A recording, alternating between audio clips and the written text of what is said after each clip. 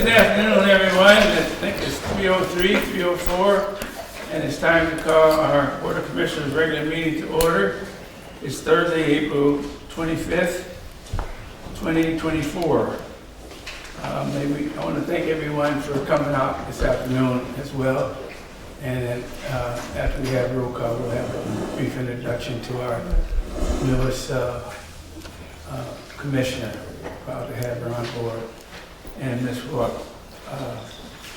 Lily Watson to give her brief introduction to our audience as well as the other board members. So without further ado, I'd like to call to order. Roll call, please. Chairman Henry. Yes. Vice Chair Parks. Present. Commissioner Obuchowski. Commissioner McFarland. Present. Commissioner Morgan. Here. Commissioner Turnbull. Here. Commissioner Salin. Here. Thank you. Do we have approval of the agenda? Motion for approval. So moved. Second. Been probably moved in second. Roll call. Chairman Henry. Yes. Vice Chair Parks. Yes. Commissioner McFarland. Yes. Commissioner Morgan. Here. Commissioner Turnbull. Yes. Commissioner Salin. Yes.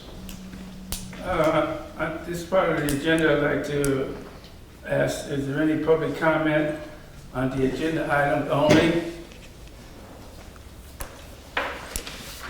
Hearing none, would like to have approval of the minutes. So moved. Second. It's been probably moved in second. Roll call. Chairman Henry. Yes. Vice Chair Parks. Yes. Commissioner McFarland. Yes. Commissioner Morgan. Yes. Commissioner Turnbull. Yes. Commissioner Salin. Yes. I think at this time, before we move into our new business, I would like for you to go ahead and make that. Okay, I just have an introduction to her on the CEO report. Oh, If you don't mind. okay, all right, well, we'll defer that. We'll do an audible on that. Okay, can I have, under new business, we have ratification of contract with 4D Construction for the renovation of Maple Grove. All right, this resolution is asking the board to ratify the contract for the contractor that we selected for Maple Grove Manor and the renovations that are taking place there. And so we signed the contract and just looking for the board to approve and ratify. Any questions? If not, I'd like to have a motion for approval. Second. I move that we approve the ratification of the contract with for the constructions for renovation of Maple Grove. I second. We've been probably moving in second. Roll call. Chairman Henry. Yes. Vice Chair Parks. Yes. Commissioner McFarland. Yes. Commissioner Morgan. Yes. Commissioner Turnbull. Yes. Commissioner Salin. Yes. Okay, under new business, the CEO evaluation. I'm just going to make a closed session. Yeah, we can say that for closed session. We will defer that for a closed session. So we will make another way here.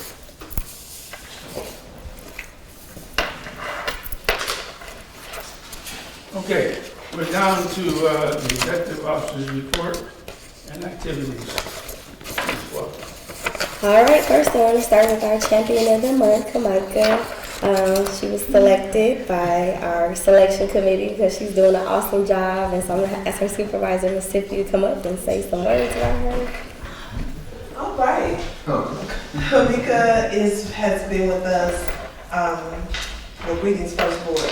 We have had Kamika here through Express originally, and she did such an amazing job that we had a position open for one of our case specialists, and we thought that she would be a suitable candidate, and she agreed. And we're so thankful that she's a part of our team, very valuable asset to the Housing Authority, has worked diligently before even getting the position, learning what was required, and, applying herself in that department to the degree that we just already felt that she belonged to us anyway. So I began talking to the executive team about bringing her on board, and I have not regretted that. I cannot actually see what they wrote about her there. I read it in the newsletter. All good stuff. She has willingness to extend a helping hand to all of her fellow coworkers. She's always really one of those people who never really complains about what needs to be done. She jumps in to see where she can, be an asset to our department. So I'm really grateful to have her on the team. She's always smiling. She's probably behind me smiling. She's always smiling, real upbeat, moving real fast. And I be like, sometimes you can slow down. but has a lot of energy, and she really, the most important part about it is the diligence that she takes with our families that we serve. And that's really important, what we do that advances our mission and our vision for the housing authority of Champaign County. So I do echo the staff when they have chosen her as the champion of the month. Congratulations, Kamika. If you'd like to come up and say something. Speak. Come on. Yes, come on. Pressure her.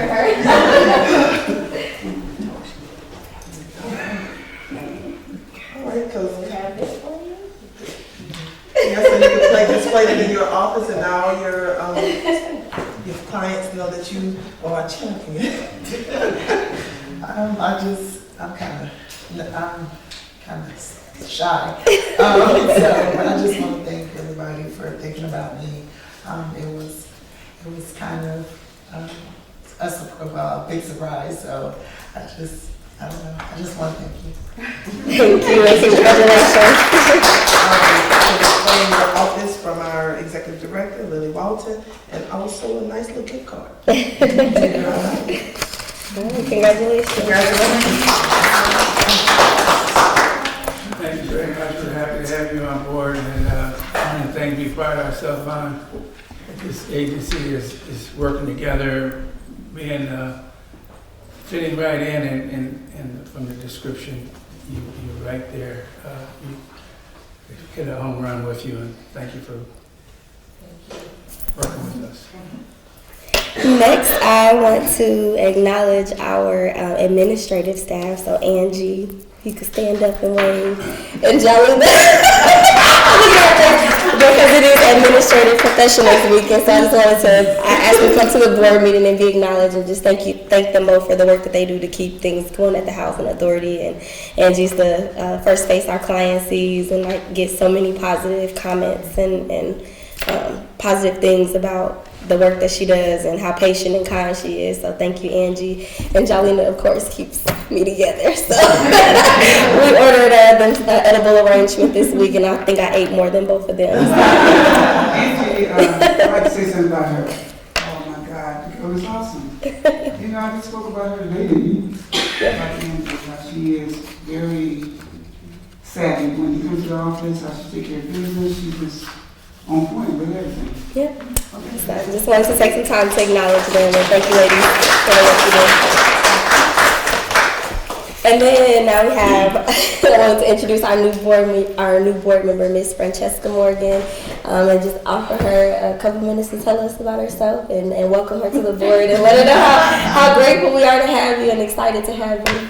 Thank you. I'm really excited to be here. I'm originally from Peoria, but I've lived my entire adult life in the Champaign community. 25 years in real estate, specifically mortgage lending for 23 years. The last 2 years as a senior account executive for a title company here in town, still real estate, but a little bit different, more business than it is consumer.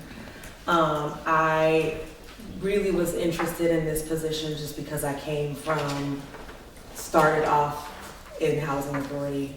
I worked my way through getting pregnant in college, and then graduated and still was able to make myself, grow into success. And so I want to make sure that I can give a voice of someone who might be in the same position that we see come through these doors, and make sure they see somebody that looks like them. So Yes, welcome, and we are really excited to have I'm very happy to have you on board. And we appreciate everything that you're bringing to the table and your wide range of expertise. And it's great to have a full board because every board member has a voice, and every board member takes this role very seriously. So we're so delighted to have you on board. Thank you very much. Looking forward to each monthly meeting and whatever comes up that we may have to come board together for. Thank you. Thank you. All right, next, I wanted to notify the board that we closed on, or yesterday, as of yesterday, we closed on 209 North Central. And so this project is intended to help individuals who are formerly homeless. So we had a MOU, an agreement with Regional Planning Commission, where we, as you all know, we have the Maple Grove shelter. And so where we serve the homeless families. And so this one is intended to focus on individuals who are formerly homeless. And we'll establish a wait list that RPC and the Continuum of Care will work to build that wait list up.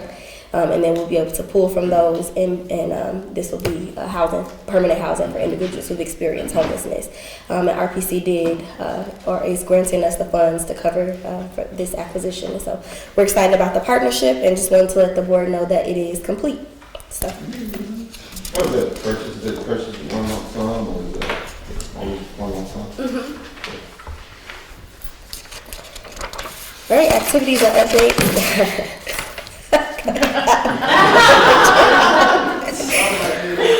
MTW conference. Capitol Hill. The picture she selected was them eating crab legs at hot and juicy, so that's funny. But it is the 2024 MTW conference. Myself, Stephanie, Tiffany, Jennifer, and Robin, we all attended. It was a really great conference. I think we learned a lot. It was in DC, so we were able to meet with our colleagues in the MTW world and really kind of discuss the change in policies and how things are going to impact us over the next year or so. So it was a good opportunity to learn. And also, a group of staff also attended the NORAD conference that was in Vegas.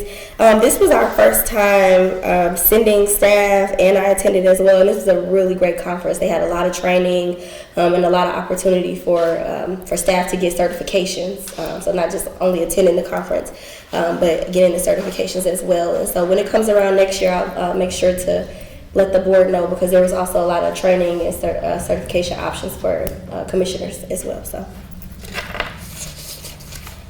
I presented at a student transitional retreat for students who have IEPs or support plans.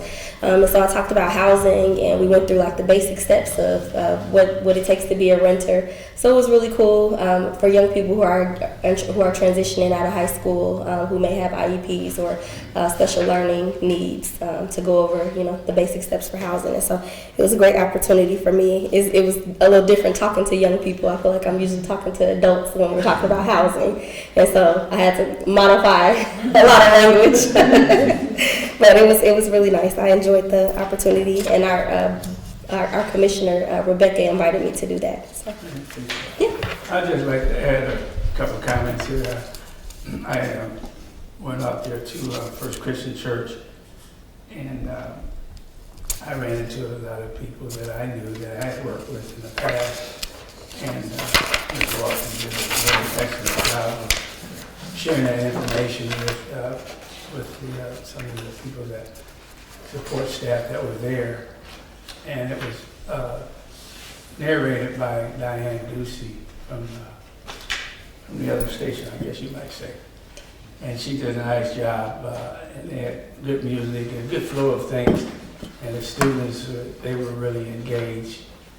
And generated a lot of questions, and a lot of information for the students, but it also generated a lot of questions from some of the other people that were out there, like Phil Edwards, I think he's a retired Italian fireman from Urbana, and he had some very engaging questions. And so she did a wonderful, Ms. Watson did a wonderful job of addressing those questions, and it was a really good flow. And like I said, I ran into a lot of people they were school districts from Paxton, Loda, Buckley, Urbana, Rantoul, and a lot of resourceful people that walked away with a lot more information than they came. So it was really good. Another tribute to our CEO. Thank you. Also with the students that you have with the IUP, we're going to college, do they also get the gift that foster kids get for college where they register first before other students, and also it's a gift of money that they don't have to pay back? Did you look into that? I haven't looked into that. I'm not sure, but I know that they did give them a lot of resources. And actually, when it comes around next year, I want to make sure that we blast it out to our families because we have a lot of young people who have IEPs who are on our program. There's a lot of resources about it. I started out myself. I have a daughter that's graduating from high school, and I couldn't find out with the IUP they get a gift of money that they don't have to pay back. Hallelujah, and then they also get to register for other students, so I get to find that stuff. It took about 16 hours and 2 days of classes. So I found some stuff out I didn't know. Yeah. All right, and then in April, we had another landlord luncheon. Our HCV team has been doing a wonderful job making sure this happens every month. And they are definitely seeing some traction, not only with the landlord participation, but also with the utilization increasing. So a lot of good things happening around our landlord engagement. Then I want to give the board an update on Pioneer Street. So there is a small list of items that needs to be completed. We have an inspection on May 2nd. The last time the city came, it was just pretty much boxes that we removed from the storage room and took them over to Pioneer so that the youth build staff could have space here. So they want us to remove that now just to pass the inspection. And so we're working on getting all those boxes moved. They'll be back on May 2nd, and Jean is working with coordinating for the furniture installation. So our goal is to have youth build moved June 1st. So we'll have our community room back open. I feel like I've been talking about this for 2 years. So we're almost to the finish line there. And then next we have, I wanted to give the board some operations updates, just kind of things that are going on for the quarter. And so I'm going to have, I think Tiffany started, she's going to cover EIV and debts owed and a bunch of other things. All right, I'm going to be filling in for our Deputy Director Jennifer this afternoon to talk about our EIV debt owes. EIV is our Enterprise Income Verification System, which is a system HUD uses to basically validate what the family has reported to the Housing Authority, what their annual or monthly income is. And so what we do is we use the EIV reports to determine if the information is factual, and we pull a report every time income is submitted to our office, whether it is for an interim change, an annual recertification, or if they are moving to a new unit or putting out of our jurisdiction. And so the EIV system is HUD's system that we require, all housing authorities are required to use, and a part of that system is considered debt owed. And debt owed can be by our families on the program, or it can be a debt owed back to us from an owner that's participating in the program.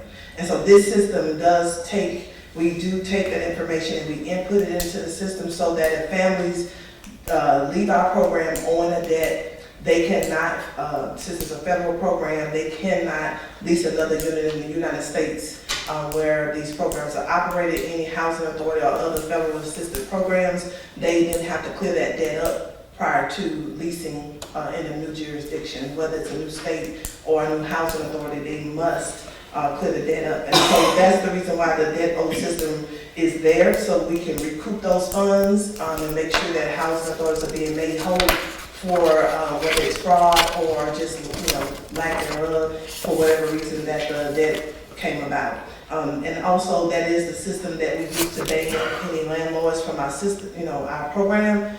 We hope that we never have to really do that, but on occasion we do have to utilize that feature for whatever the purpose is. So that is the debt owed. Next slide for me. The next slide is our local debt recovery program, and we got connected with them, I think, last year. And Jennifer was very, very diligent about getting getting HACC registered with this debt recovery program. What this program does is if a family owes any money to us in the debt owed, we record that in HUD system, but we also can send it to the local debt recovery program.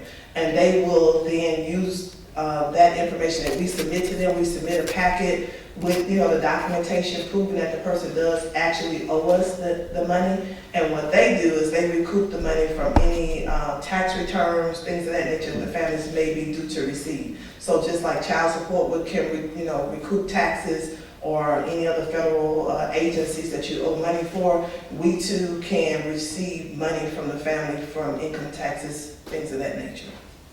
Any questions about the debt recovery program, local debt recovery program? Yeah,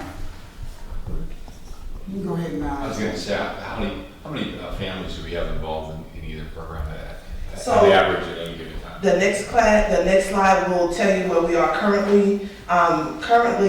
Well, that's not the next slide I need, but I'll just tell you the information I have. So, on the property management side, which is where Ms. Dodd works, where she's the director, we have about 8 files that we have submitted to the debt recovery program since January 2024. And we are expected in that area to receive back $5,800. And so we're just kind of getting started with this recovery debt program, but we do want to make sure that we start utilizing it, because this is a way for the housing authority, in addition to putting it in the debt owed system with the HUD EIB system. This is another way that the families get another letter say, hey, hold up, you owe the housing authority.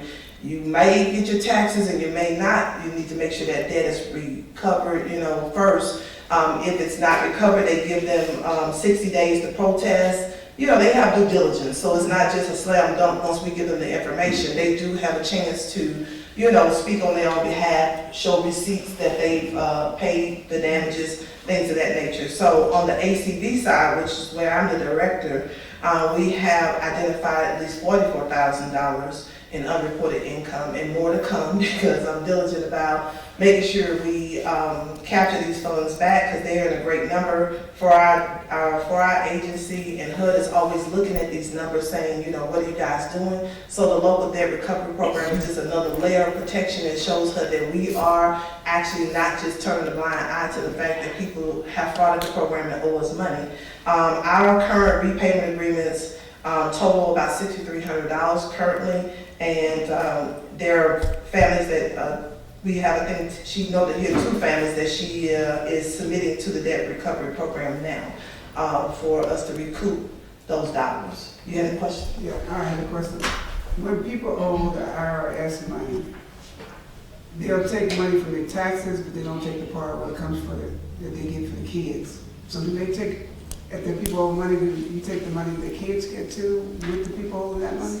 They use their tax return period, from my understanding. I don't know if they have anything to do with if it's a child care credit or whatever, any of that nature, but they take it from their tax return that they're due to receive. Yeah, and it's different with IRS, they But they do notify them, the IRS will notify them that this local debt recovery program has basically earmarked their funds, because I think it's about October, because our federal year begins in October each year. And so the debt recovery program will notify families in advance that their name has been submitted by some agency. So they will be notified prior to their taxes being recouped. So they're duly, notified and timing up to rectify any damages. And Eric's here with us, and he can kind of tell you that, by law, we do have to give people a chance to clear up the matter. But if they don't, that's what the debt recovery program is all about. You know what I was talking about the child stuff, about the IRS, when you owe the money to IRS, they won't take the child's money, but they'll take the other money, the kids' money. You mean like the child tax credit? Yeah.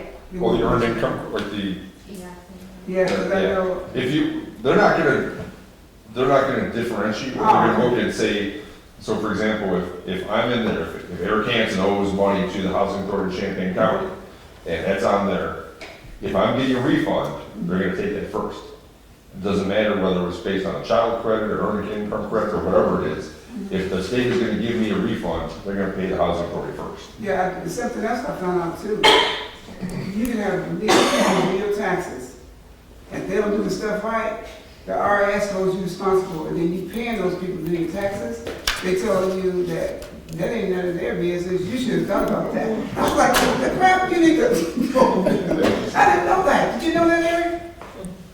I imagine no matter what, you're still responsible. If you're paying a legal person to do your stuff and they messed it up, why should you be held accountable for those people? They don't want you to be in trouble. They're gonna say that's between you and, Yeah. I'm not gonna name an accounting firm. You go back and get those anyway. Yeah, okay. My question is, Yes. it says fairly good. Are these numbers you're talking about, is it from the past or just for this year? This year. So, These are for this year, current quarter. okay, so was the money lost from before, or? Oh yeah, we're actually looking back, we're looking back at, HUD system is not forgiving. They keep the record in the system to be rectified.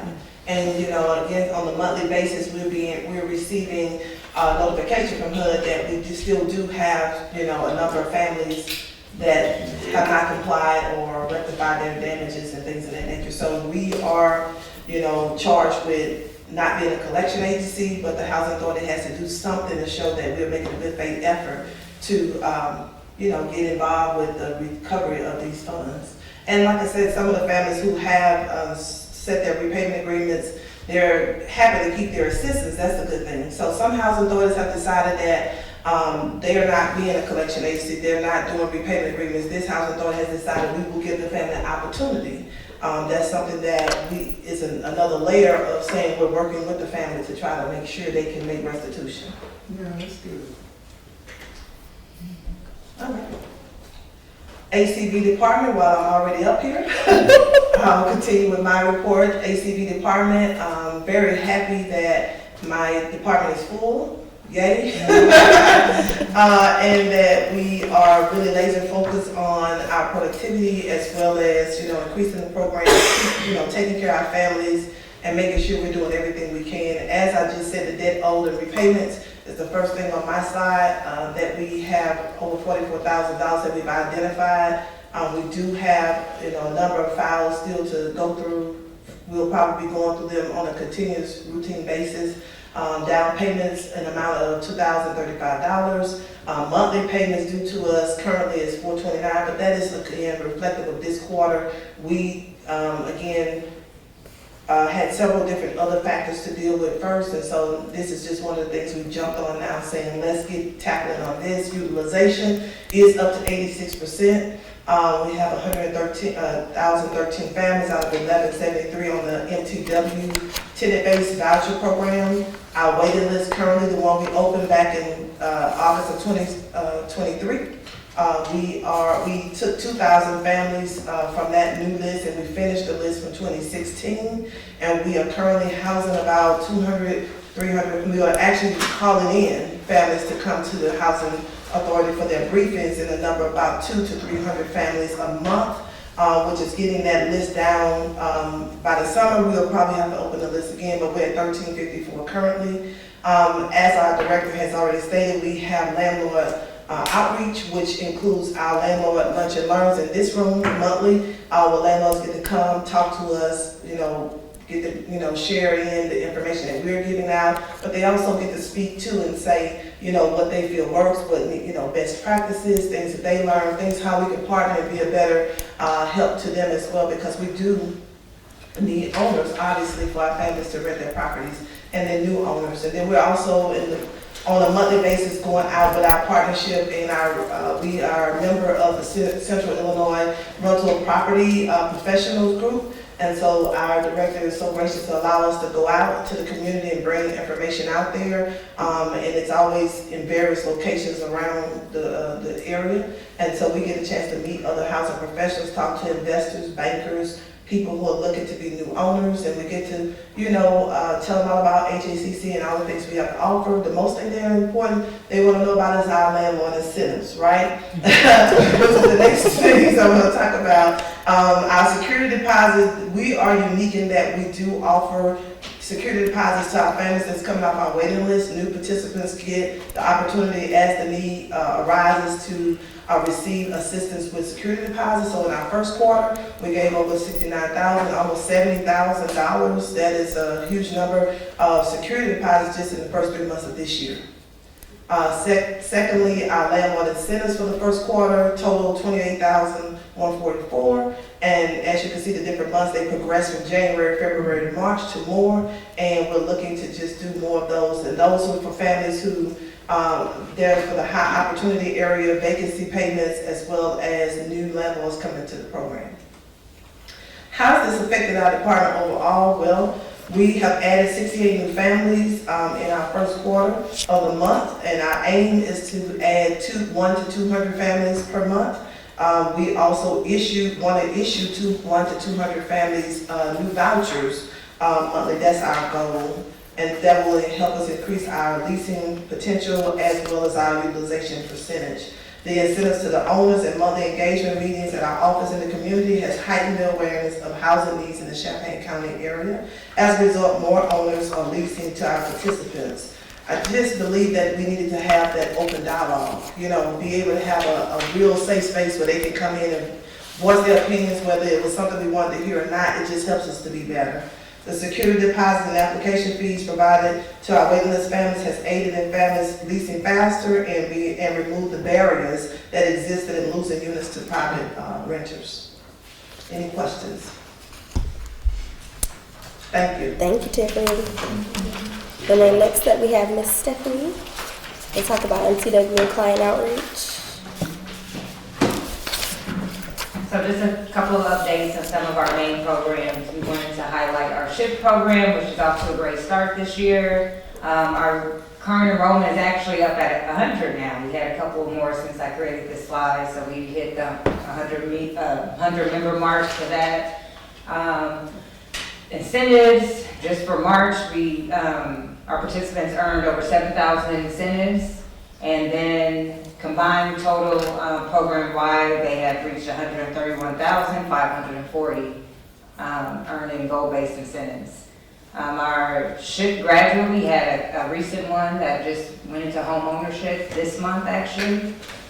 Her name is Crystal Elmore, and due to her participation in the program, she left with a check of $9,560. So she moved into a new home, she got that foundation, plus she has some money to spend on whatever she wants, at this point. So we're really excited for her and her graduation.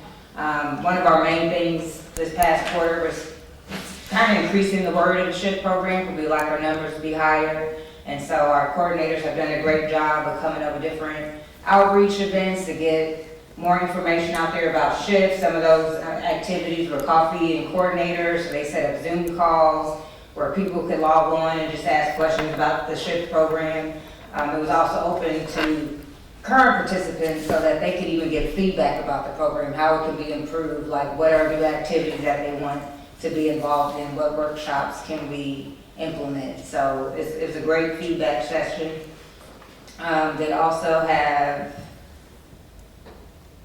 their SHIP program coordinating committee. I believe they'll be having their second meeting, and that's with representatives from local community partnerships that we have. So they're able to meet on a quarterly basis, and that's the way for us to share how the SHIP program is going with them, as well as them being able to offer and suggest, resources that they can provide to us free of charge. So whatever their skills are, they can say, hey, we can offer this workshop to your participants that they can earn incentives for.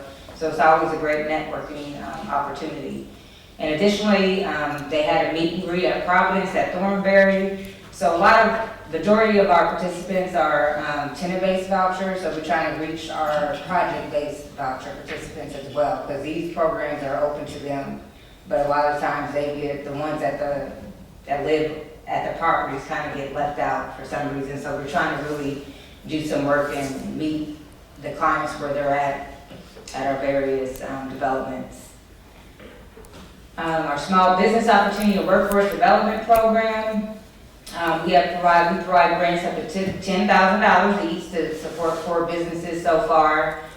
We're currently reviewing an application for another business that another participant is wanting to start. As we said, some of the updates, one business owner increased her income by 30%, successfully exited the program, and that's the purpose of it. Like, as you know, our department is all about self-sufficiency, helping our participants to be able to leave housing and support themselves.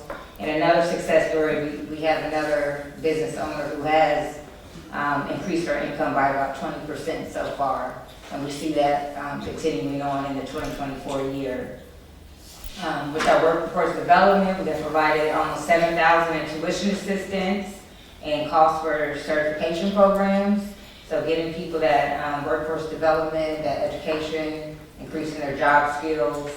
And finally, we still have our adult kid foster education program that allows our participants who have not earned their GED to get their high school diploma through the Penn Foster program. The same program our Youth Build program operates through. And so we kind of partner with them to give that opportunity to our adult learners as well. And we currently got 7 participants enrolled in that. And then we also have one more who's going for an associate's degree program through Penn Foster as well as a pharmacy tech. So those are just some updates on some of our programs. So how do you attract people for that shift program? What do you have to do? I mean, a lot of people don't know about it. How do you get people in? Well, we do a lot we do mass emails, we send out flyers. Like I said, we've been doing more outreach, like going to the properties, having opportunities, like in the fall, we had an open house for people to come on site to learn about the shift program. So that's kind of our way we've been trying to get the word out. I know So Julie do they has have to posted be a lot of stuff for employed us. 40 hours a week, or what needs to happen with the shift program? Be employed 40 hours a week? Not necessarily. They do have to be either employed or in school. They have to be compliant with our MTW requirements to be in the shift program. So that is a requirement, but it's not a set number of hours as far as they don't have to be full-time. They should be. Most of them are. So like with our local self-sufficiency program, that's the program that kind of monitors that everyone is being compliant. But once they've been compliant for a certain amount of time, then they become eligible for the SHIP program. So it's kind of like a second step program, like the next level. So if they're paying for a house, they would have to be employed to pay that mortgage, right? Yeah, once they move into home ownership, though, they're off the program, and that's when they're able to cash in on those incentives they earn. Okay. So they set up their own goals. They do an individual training and service plan with one of our coordinators. They set all their goals out, what they want to accomplish. And those goals have a dollar amount set with them. Yeah, because the housing right now is so expensive to buy a house. It is. Okay. We also, on the topic of marketing, our Q2 goal is to create, like we're developing a service catalog because the Housing Authority offers so much and we've got like so many different programs. And so we're trying to like narrow it down and create an actual catalog for our clients so they can know the services that are available to them. So at the end of Q2, we should have that ready for the community. Some of these young girls act like they don't know what to do, and hallelujah, some of them, it's like they don't even know about what's going on. Mm-hmm. So that's why I want to know how you get the information out to them. Mm-hmm. Okay. Yeah, we're working on getting that out, and then hopefully we'll have a video as well. Do another video to blast out to the community. Thanks, Stephanie. All right. Well, first off, I thought I just had to create a slide. I didn't know I had to Jennifer is pretty tricky. So the top pictures, those are the screenshots of the security cameras at Oak Trace, and these pictures were taken at midnight. So it's very well lit up now. We've had no police presence over there lately. The pop-up parties that they used to have there aren't going on anymore, so that's a very good sign. I was out there a couple weeks ago, and the police was there, and one of them mentioned like, "Wow, we haven't been here in a long time. Is it under new management?" I was like, "No, it is not."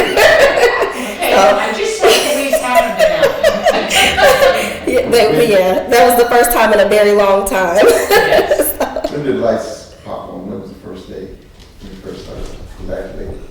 I think that was April April last year? No, this year. No, Oh, this year. okay. But the cameras were out there last year, so they were almost like a decoy, even though they weren't operating.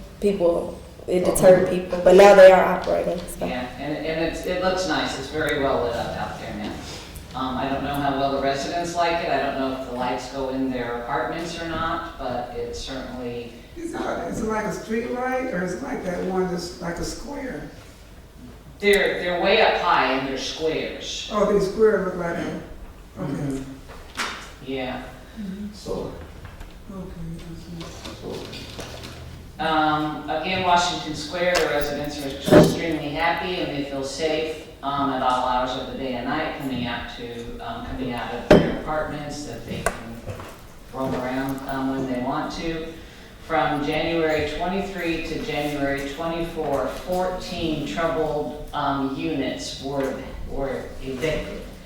In doing this, the crime activity at Washington Square has almost been obsolete.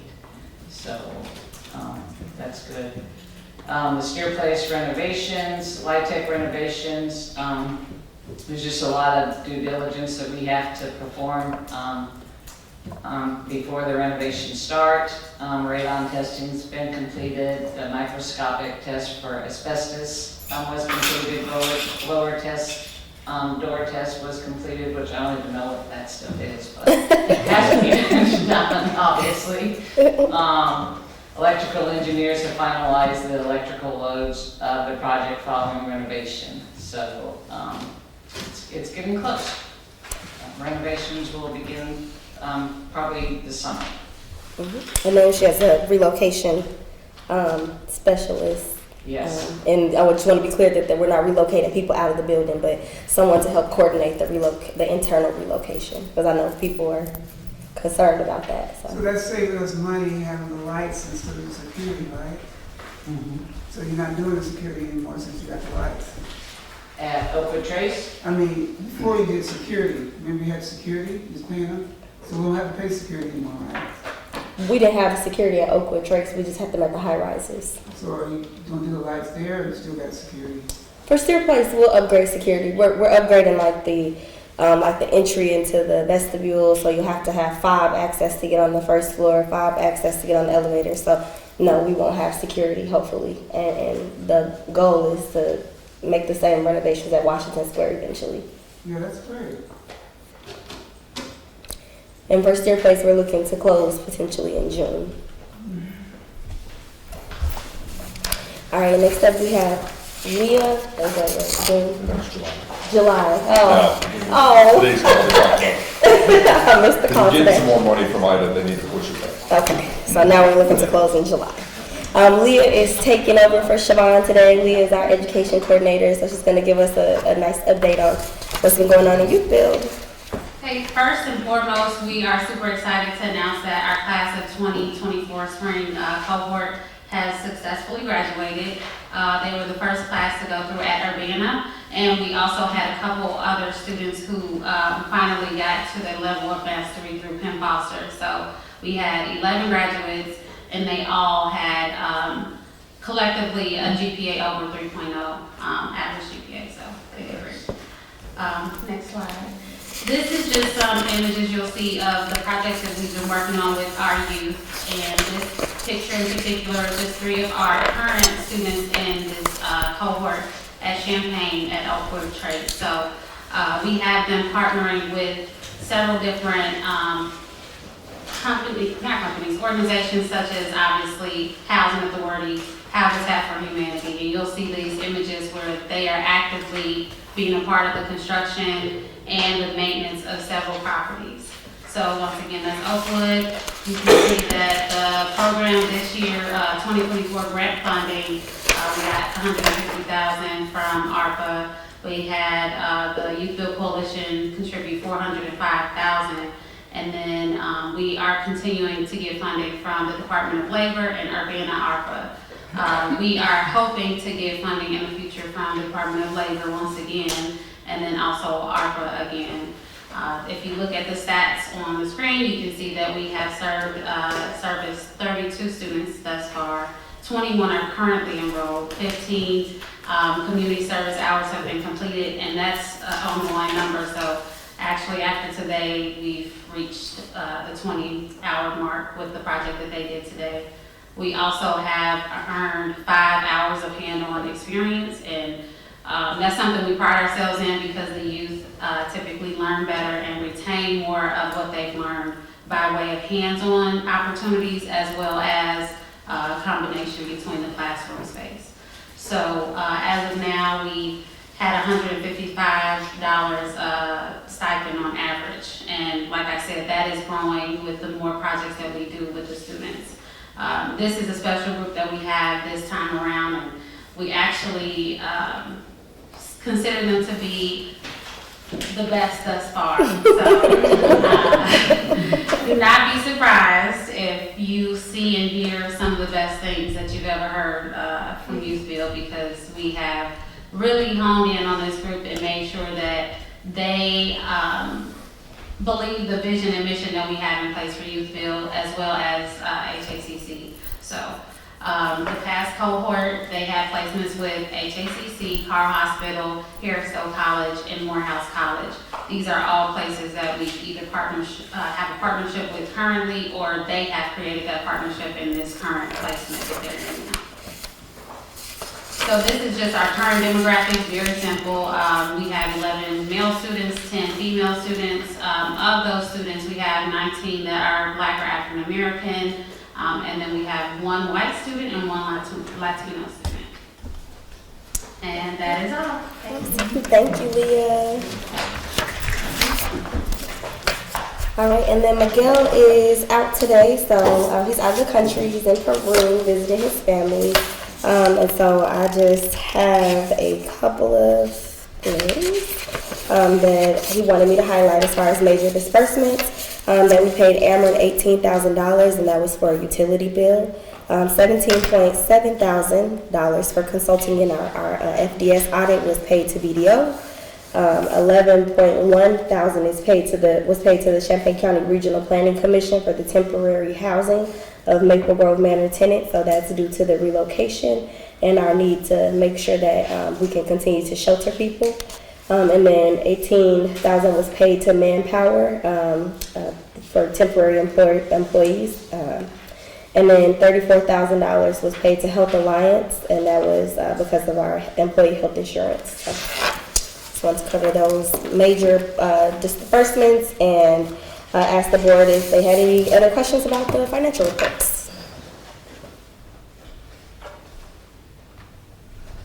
And if not, then we will need an approval of the financial reports. Okay, we'll entertain a motion for approval of the March 2024 budget and the cash disbursements. So moved. Second. Been properly moved in second. Roll call, please. Chairman Henry, Yes. Vice Chair Parks, Yes. Commissioner McFarland, Commissioner Morgan, Yes. Commissioner Turnbull, Yes. Commissioner Salin. Yes. Okay, is there any public comments on non-agenda items? We do have a public comment. I'll read it, Joey.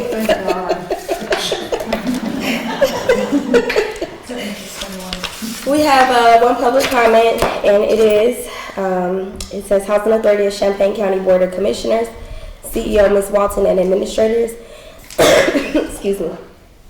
My name is William Burpee Thomas. I've been a resident of Washington Square for the past 10 years. At present, things are going okay on campus. Our maintenance crew is top flight. Ms. DeLapp is doing a wonderful job, and the Washington Square community is doing pretty good overall. Washington Square hasn't been this peaceful in a long time. Not long ago, Washington Square was a mess, and I mean a mess with the capital M. Ms. Walton even hired us overnight security that turned out to not be up to the job. They were more afraid of unwelcome visitors than the residents. Bless their little hearts. Understand we had our own New Jack City going on here. Drug addicts, cocaine smokers, whores running in and out of the building all night long. Ms. DeLapp would leave about 5 or 6 p.m. and that meant let's get it on. It seems like they would come out of everywhere. Ms. DeLapp and the residents worked out a plan to pinpoint the time and date of any offense. So when Ms. DeLapp would come back to work, she would see it on tape. Because of our working together, we have a nice place to stay. We have 99 apartments here, so at any given time, Ms. DeLatte may be called upon to be a psychiatrist, sociologist, caregiver, secretary, marriage counselor, bouncer, etc. The marriage counselor part is really funny. She needs some combat pay. Getting cursed out is a part of the job, and coming to work and finding someone has bagged poop up and pushed it through your mail slot. It's happening more than once. Nonetheless, she has kept her composure and did what has been required of her. If you think this is a gravy job, so do the potatoes.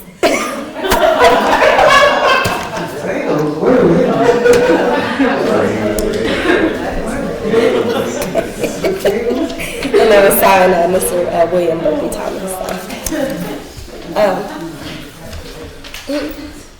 It's in here. And so that was the public comment that was submitted. The annual report is in the packet. Oh, yes, I'm sorry. And then I also, as a part of the CEO report, I printed out for the board. Our annual report is included in the package. We haven't gotten it professionally printed yet, but we did want to print a copy of it for the board to review. It'll also go up on our website. A lot of good information there. And then the board also requested a couple meetings ago to receive updates from Urban and Neighborhood Connection Center. So that update is also included in your packet.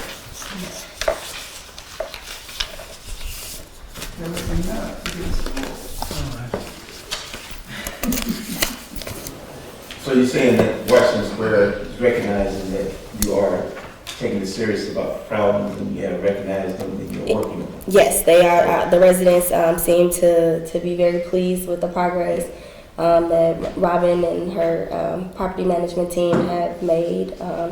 Specifically Jessica, she's doing a wonderful job over there. Yes. I'm just glad that they recognize that you're not just blowing them off. Sort of the potato. Yeah. It's not a good, I already used that one. Jessica, man, they gave her the blues. I'm telling you, Jessica is really cleaning that place up. She put some people out on there.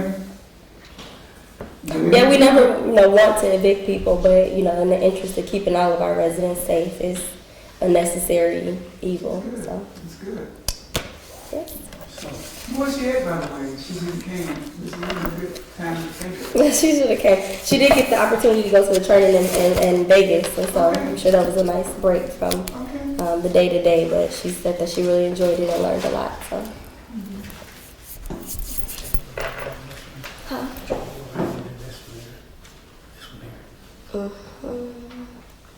Yes, Eric, should we do Maple Grove before closed session, or do we need to do closed session and then Maple Grove? Let's do closed session, then we do Maple Grove when we're entirely done with Okay, all right. Okay, well, we're gonna, need a motion to go into closed session to discuss item A, personnel. the probably move the second for go into closed session. Roll call. Chairman Henry, Yes. Vice Chair Parks, Yes. Commissioner McFarland, Yes. Commissioner Morgan, Yes. Commissioner Turnbull, Yes. Commissioner Salem. Yes. And for the record, if we can show us A and C actually, also for real estate as well. Thank you. Show that we are out of closed session. During closed session, we discussed personnel and real estate.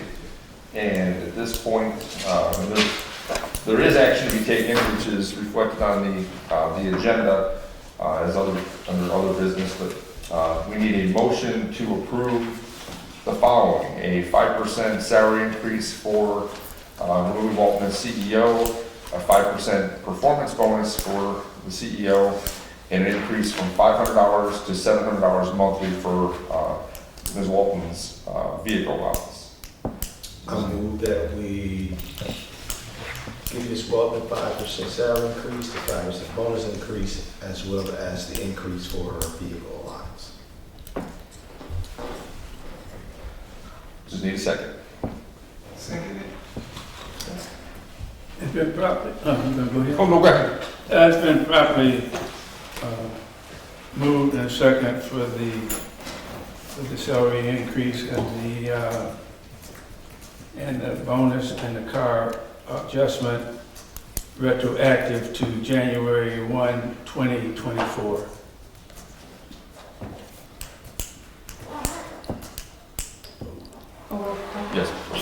Chairman Henry, Yes. Vice Chair Parks, Yes. Commissioner McFarland, Yes. Commissioner Morgan, Yes. Commissioner Turnbull, Yes. Commissioner Salin. Yes. Thank you. Appreciate it.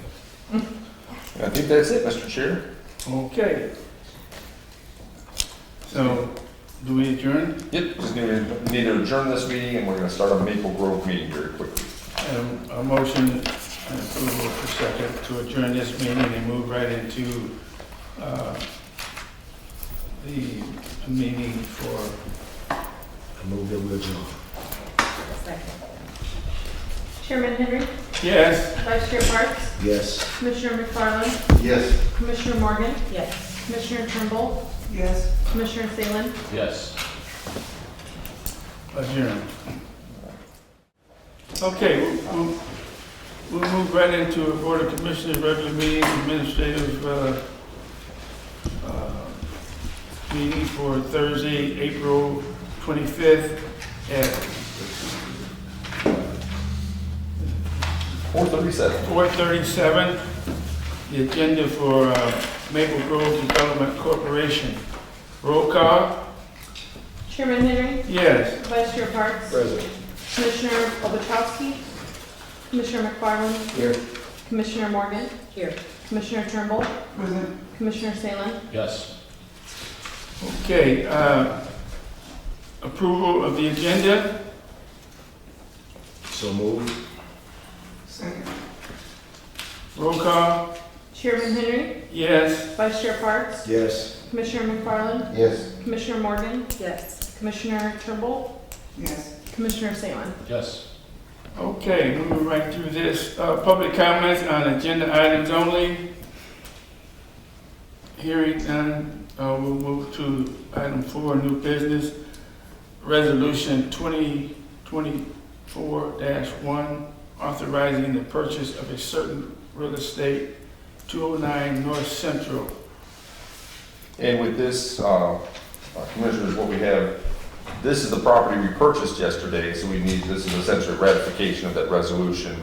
Originally, the closing was going to be scheduled for either later today or tomorrow, and the title company did not have availability, so it was moved till yesterday. So obviously, we needed to purchase the property, so this is just ratifying that resolution. So just need a motion. So moved. Second. So we vote no. A roll What call. happens if we vote no? If you voted no, I'll go buy, okay.